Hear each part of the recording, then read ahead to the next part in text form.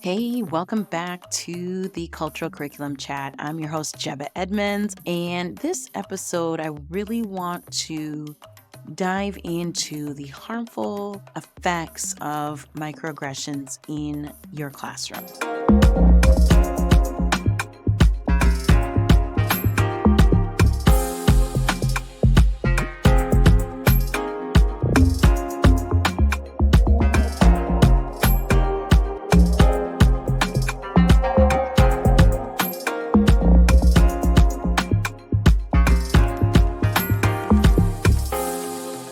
Now, this episode is catered towards educators, but you don't have to be an educator to listen to this podcast. I have lots of wonderful business strategies for an inclusive workplace environment, as well as strategies for educators for an inclusive classroom. You might be a parent or you might be an adult who is around children, especially our BIPOC students. And when harm has been done, I want you to take this episode and understand the examples that I'm going to share with you, best practice strategies, and some reflective practice tools that will be paramount in having you promote positive change and be that disruptor, that change agent that I know you are willing to be.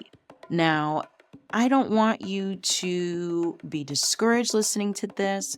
Like I said, I've been in this space of diversity, equity, inclusion, and belonging all the days I've been in the educator space for over 20 years, as well as a business owner doing these facilitating strategies and trainings for over 60 organizations, y'all. So I got some stuff to back up. I got some receipts for y'all today.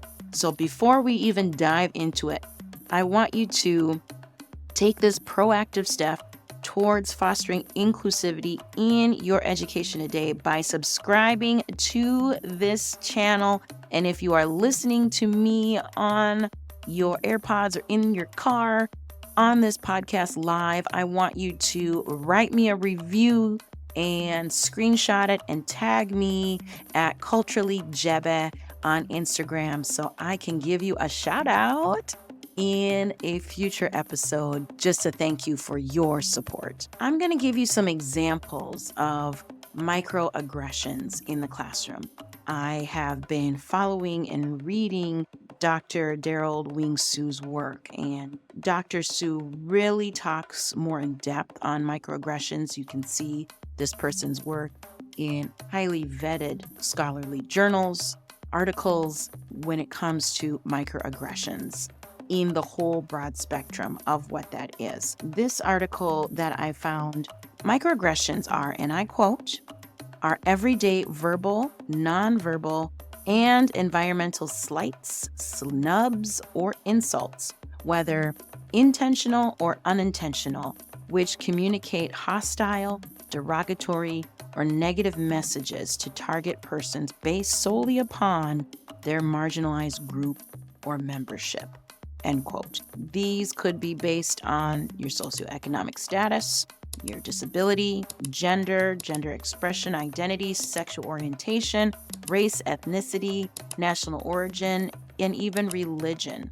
So these are the things that were documented by students in this scholarly journal, and I will have that in the show notes for you to do more of your research and finding. Failing to learn to pronounce or continue to mispronounce a student's name after they have corrected you. I get that all the time with my ethnic name of Jebe. So many times I've had colleagues, and being a student when I was going in through school, constantly writing my name wrong, spelling it Jebah. Yeah, one of my biggest pet peeves. Another example, disregarding religious traditions or their details. I am recording this episode in the middle of March. We are going through the Ramadan holiday. So you have Islamic students in your classroom that might be fasting. Failure to just even recognizing that is going on that's a microaggression. Not saying you have to be an expert on every religion of the world, but just to understand that cultural awareness that that is happening this time of year. Calling on, engaging, and validating one gender, class, or race of students while ignoring the other groups of students during your class sessions. All right. Using inappropriate humor in class that degrades students from different groups. Here's another one that has been really big in our society when it comes to immigration.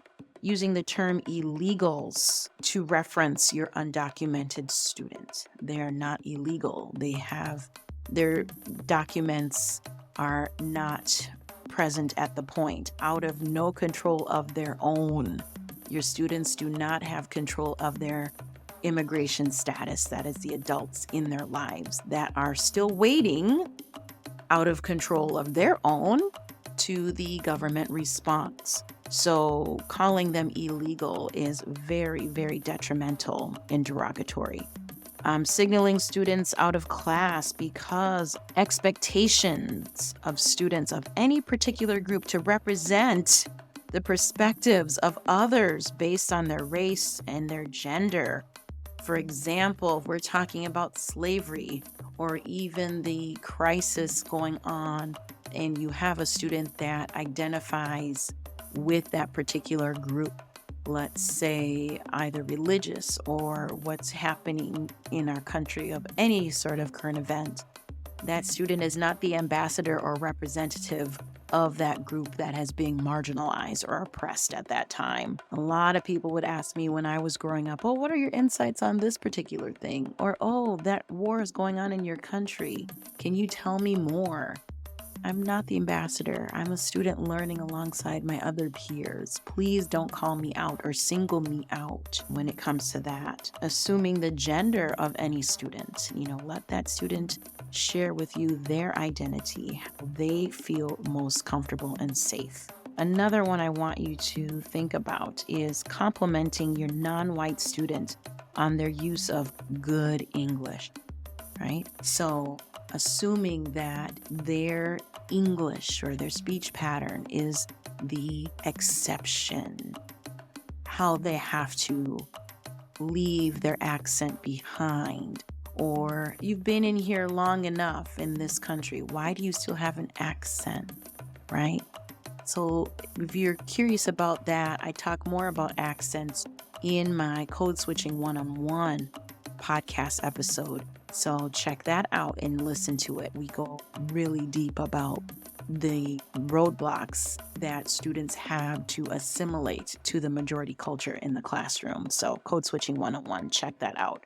So when you're learning and listening to these microaggressions and examples that I've shared with you today, I want you to do some self-reflection of when I am calling out students in my classroom. I know there are kids that don't want to be called on, but am I having a pattern? Just observe yourself, or have a professional colleague of yours just observe you, seeing how frequently you are calling out one group over the other, either gender, either race, either any other identity that you are favoring or thinking that, oh, I'm not even going to call on this student because they don't know the answer. They might surprise you. They might not want to answer because they know, well, they're not even going to call on me anyway. So why do I even bother holding my hand up, right? I want you to think about, too, my questions that I'm asking the student. Am I being curious, or is my question being more harmful? I want you to go into seeing and observing your students and how they interact with each other. Are students in your class willfully excluding other students because of socioeconomic constraints, because of their race, their ethnicity, and their gender affirming? So think about ways that in your classroom, are you still perpetuating harm? And like I said, it could be unintentional, but there are some things that your good intentions could be having a harmful impact on your student. And when you do step in it, like I always say, you're gonna make mistakes. How are you facing that accountability? We are all learners, especially educators. But when we do make that mistake, how are you holding yourself accountable? And I also want you to tell that student, I will do better and I will educate myself so I don't continue this behavior. That will affirm to your student that you are going to do the work, that you are thanking them for correcting you in that bias that you have.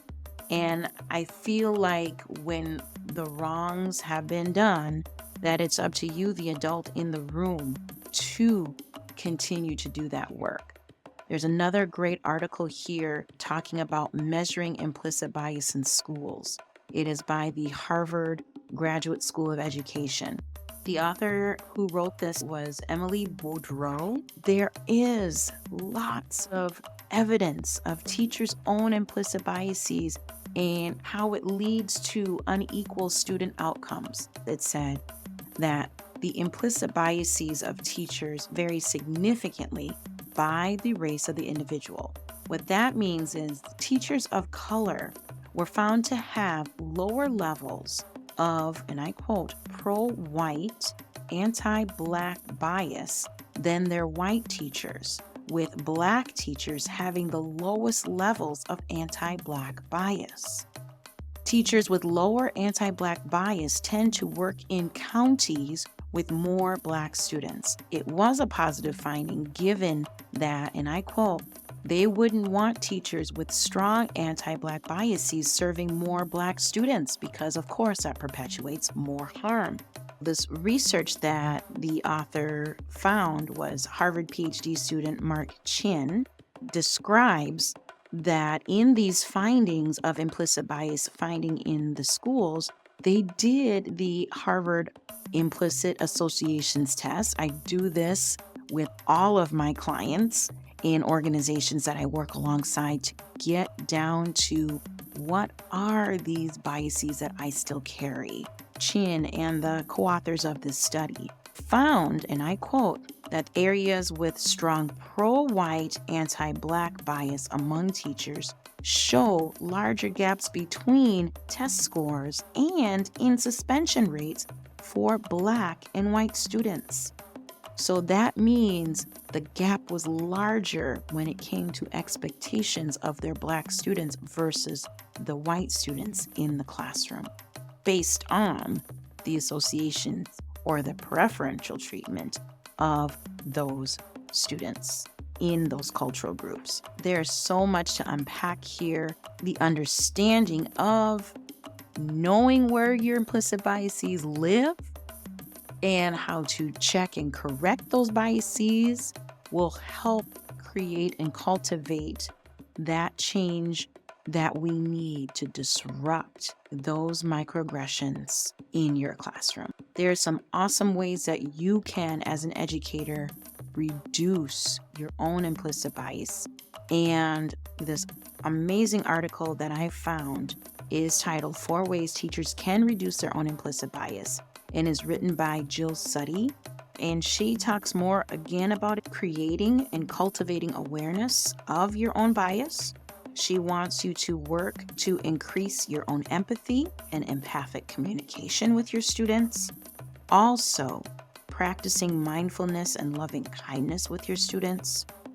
And develop cross-group friendships in your own lives. Taking those cross-cultural relationships in your classroom and finding ways to seek out these friendships to develop in your classroom, in our settings, which is valued and respected. These articles I will have in the show notes for you. To do more, I highly suggest you look at these articles and put it in your professional learning communities, your PLCs, to further your understanding of microaggressions and how you can implement positive and best practice strategies in your classroom. Give your students a deeper understanding of African American cultural heritage with my 55 meticulously designed lesson plans that you can purchase and transform your classroom on my website, jebaedmonds.com/shop.